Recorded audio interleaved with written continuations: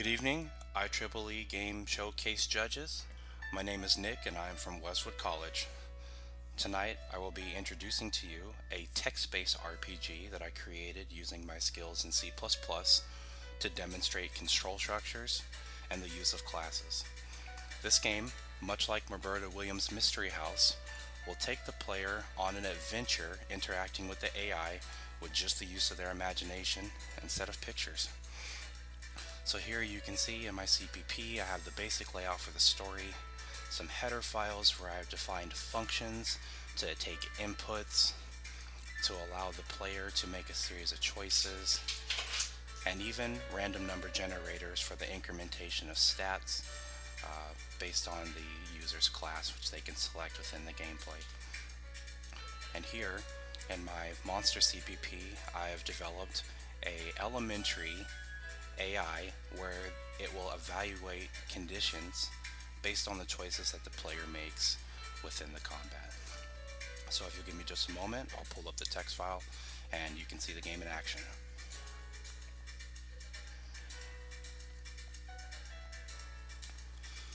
So here's the actual executable, fully functioning.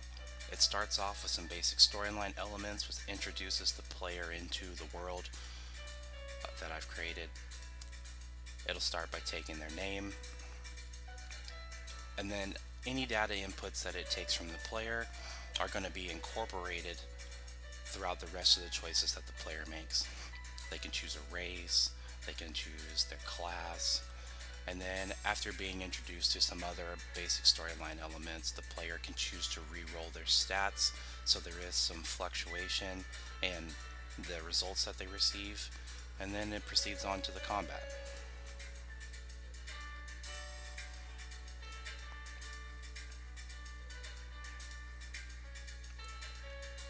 So in the beginning of the combat phase, the player has the option of putting in 3 different choices. They can attack, they can focus, or they can cast.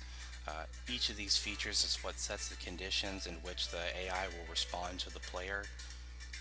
It does the basic calculations based on the stats that they've rolled, and each phase it does the player's turn and then the monster's turn, and after the final it tells you the final result, and then it resets the phase until one of either the player or the AI have reached 0 HP.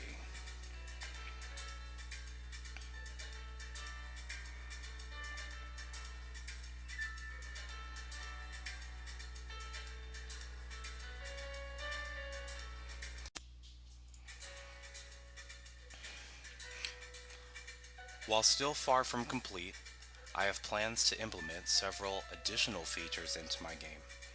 Save and load functions, multi-monster combat, and Easter eggs are all on my list of things to include. This has been my presentation of my text-based RPG.